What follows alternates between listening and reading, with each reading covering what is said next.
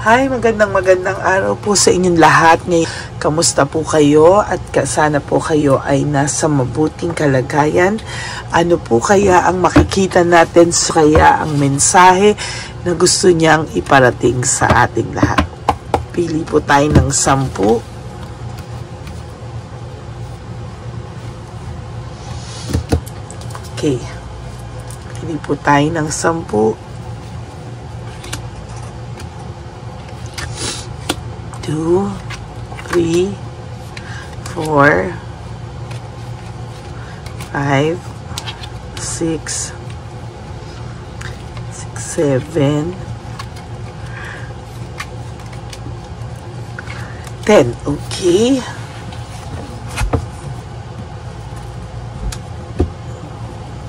Then, pili po tayo ng 10.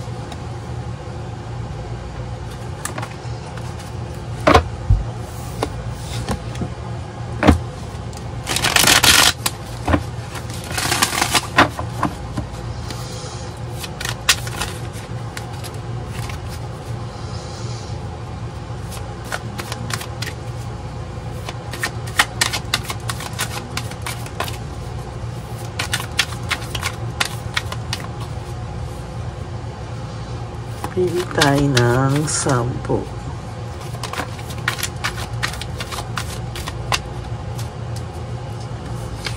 1. Nahulog na eh. Pili pa tayo ng 9. 1, 2. Huwag niyo po skip to kasi 3, 4, 5. Isipin niyo po kayo ay nasa unahan ko. 6, 7, 8, 9, 10 na kayo ay aking hinuhulaan.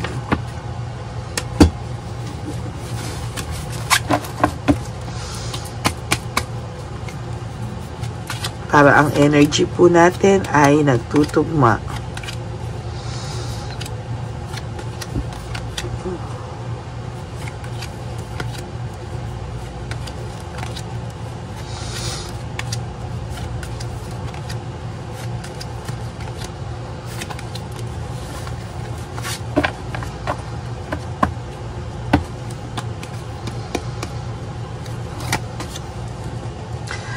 Truth and clarity.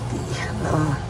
Sa ngayon po, alam niya po kung ano po ang mga nangyayari sa kanya. Alam niya po na nagsusunod-sunod po yung malas na nararamdaman niya, nararanasan niya. And to be honest with you, hindi din po siya proud kung ano po yung mga nangyayari sa kanya lately. No?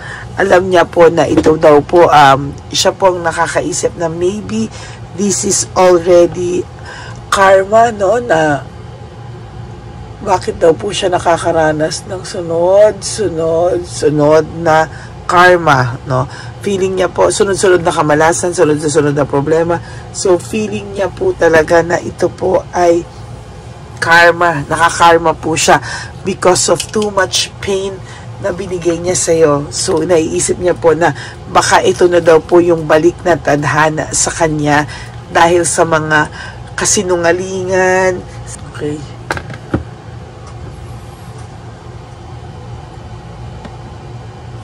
So, ayan, ano? Alam niya na karma na ang nararanasan niya na mga kamalasan dahil sa sakit na binigay niya sa'yo, no? Yan po yung kapalit ng lahat ng liluha mo, lahat po ng naranasan mo, no? So, may balik po talaga, alam niya, no? Umaasa siya na someday maaayos pa ang lahat, na makakabawi daw siya sa'yo pagdating ng araw, no? Hindi mo man daw siya mapatawad, pero umaasa siya na kahit hindi mo siya mapatawad, ay makakausap ka niya balang araw at magiging maayos ang lahat sa inyo. Na kahit hindi mo siya mapatawad, kahit makahingi lang siya ng tawad sa iyo. Kasi pakiramdam niya, binabalikan na siya ng tadhana sa mga ginawa niya sa iyo. Yan, no? Naiisip niya pa rin po yung naging samahan nyo. As a matter of fact, yung unity, partnership, at yung connection po nyo, naiisip niya as of this very moment, no? Alam niya alam niya po na binabalikan siya ng tadhana. Why? Kasi simula po nung nawala ka sa kanya, sunod na po yung nangyari sa kanyang mga unos sa buhay niya, o yung tinatawag natin na karma, no? Alam niya po yan, hindi daw siya manhid, at alam niya po na talagang may balik ang tadhana. Ngayon po meron siya, ayan, no, ang dami niya pong nararamdamang difficulties sa buhay, no? Lack of satisfaction and doubts. Yan po lahat ang nararanasan niya sa mga oras na ito. Oh, yan. Nagrebelde po kasi siya sa samahang meron kayo, no? Nagrebelde po siya para pong hindi niyo nakilala ang taong ito. Para naging impostor na tong taong to. And to be honest with you, hindi na po natin alam kung sino siya. Kahit ikaw hindi mo na siya kilala, kahit po sarili niya nagtaka, sino na daw ba siya talaga, no? Naging power tripping siya, no? Naging greedy, naging parang rude sa inyo, no? Na parang lahat na lang ng pagsisinungaling ay ginawa na niya. Dati, he's very passionate sa'yo. Lahat ng paraan, lahat ng pangangamusta dati nung ito ay nanliligaw pa sa'yo, mga bago yung relationship nyo, grabe itong mag-effort, ano, grabe niyang ibuhos ang pagmamahal niya sa'yo. But recently, kung ano yung ginawa niya sa yung panunuyo, nakita mo na ganun din yung shift ng pag-alis niya sa'yo. At siguro, ganun din yung naging panunuyo niya kay Chabilitang Palaka. Kaya so far, ngayon, na nagkakakilalanan sila ng ugali ni Chabilitang Palaka. Somehow, no, alam niya na minalas din siya dahil pinili niya ito, pero wala siyang magawa kung hindi panindigan na lang muna ito sa ngayon. Ayan, no, namumuhay po siya sa false success, living beyond means, no, lagi siyang lagi po sila ni Chabilitang Palaka, or kung sino man ang person niya ngayon, if it's a girl or a boy, si Shokoy man yan, o si Chabilitang Palaka, no, hindi po totoo yung saya na pinapakita nila o binabalita sa'yo. Huwag mo pong bilhin. Ilang beses ko na sa iyo sinasabi, kahit ilang beses at ilang tao pa po ang magparating sa iyo ng balita na masaya sila, that person has parang sa iyo na gusto niya masaktan ka. So dapat po wag mo po talagang itong wag mo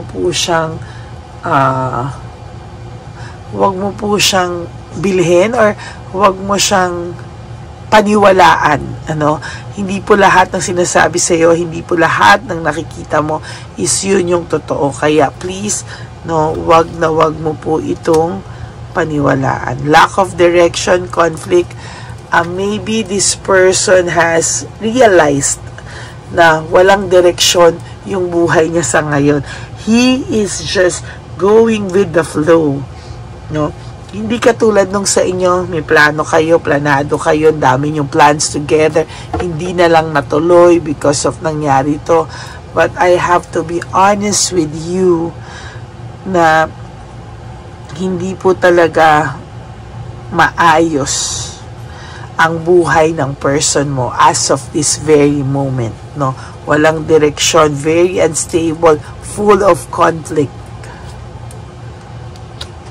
There will come a time na makaawa rin sa ito, or talagang gagawa siya ng way makausap ka man lang. Maybe not now, pero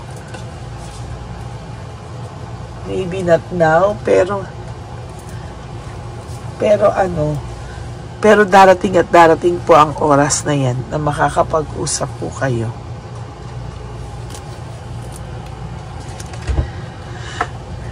End of cycle, change, no?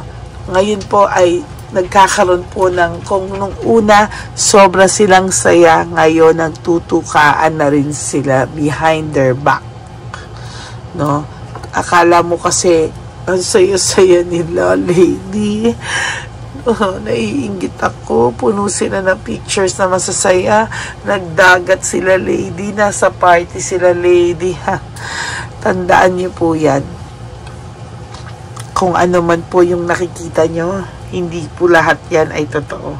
Ang katotohanan po dyan ay iniinggit po kayo ng Chabilitang Palaka na yan. And most of all of those posts, yung mga balita na yan is just to hurt you, no? Saktan ka. Wag mo po silang bigyan ng right or ng fulfillment na makitang nasasaktan ka. As a matter of fact, they are disconnected with one another. Dumating sa point, naghamunan pa to ng hiwalayan. And most of you guys, yung iba sa inyo, nakikita nyo pa through posts na may mga posts na mga hugot lines. No, yan po ay you have to read between the lines. Sometimes, yan po yung nangyayari. No? Disconnected sila, nag-aaway sila. And most of the aways, you are kasali, no? Kasali ka po talaga sa away.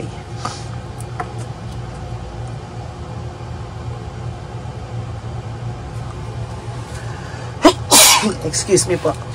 Loss of inner voice. Wala na pong kinakausap na lang po talaga ng person yung sarili niya to, move on from this, tuloy ang buhay, tuloy ang buhay, and etc. Wag pinipilit na lang niyang labanan, for whatever reason, pero kita niyo po dito sa card niya, it's still failure, no? For some of you, may problema to sa trabaho, nagka-problema to sa trabaho, or hindi na siya masaya sa trabaho niya, or yung iba po, walang trabaho at all. Confused, brutality, and chaos. Some of their aways may lead to physikalan, maybe your partner po ay sinasaktan physically ng kanilang mga current partners because of too much insecurity and jealousy sa'yo, no? So, lagi ikaw pa rin po yung pinag-aawayan nila, no? Hindi pa rin po ito most of their away is sa iyo pa rin po, no?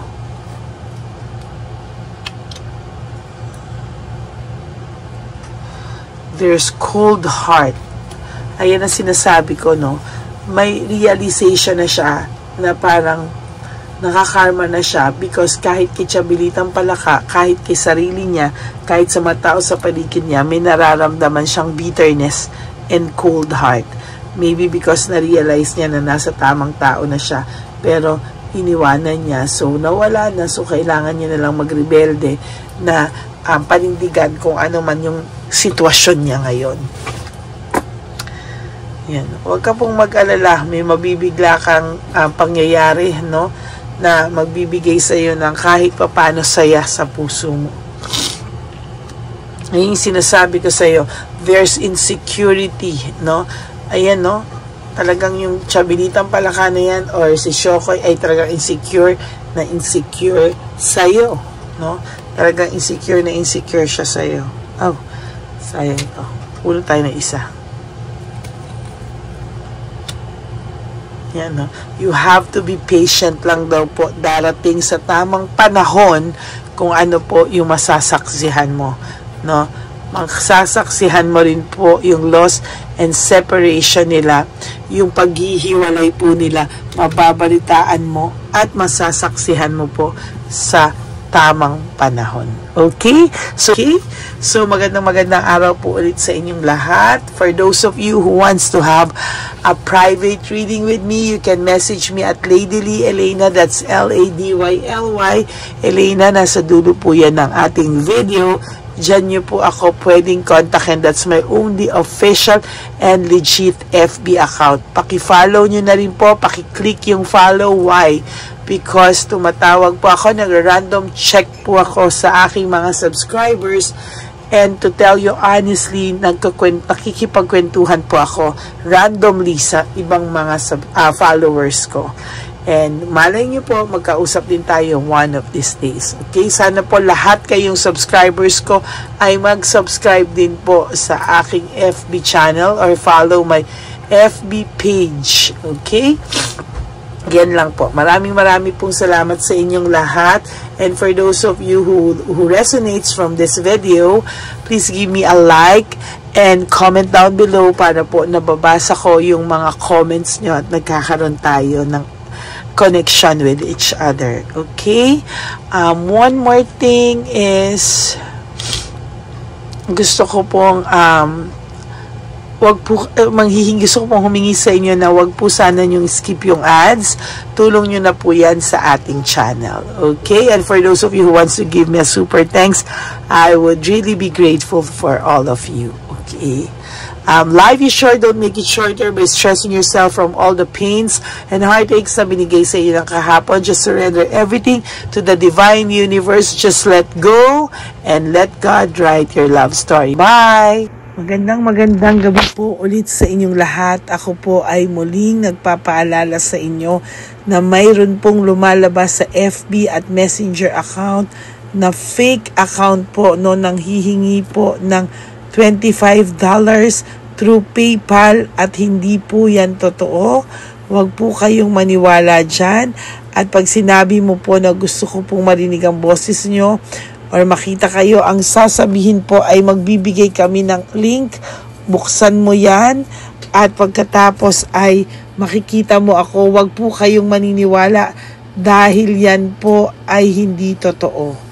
Yan po ay isang malaking scam na pag binuksan nyo po ay mahahack po lahat sa inyo. Mahahack po ang inyong mga personal details. Lahat ay mahahack.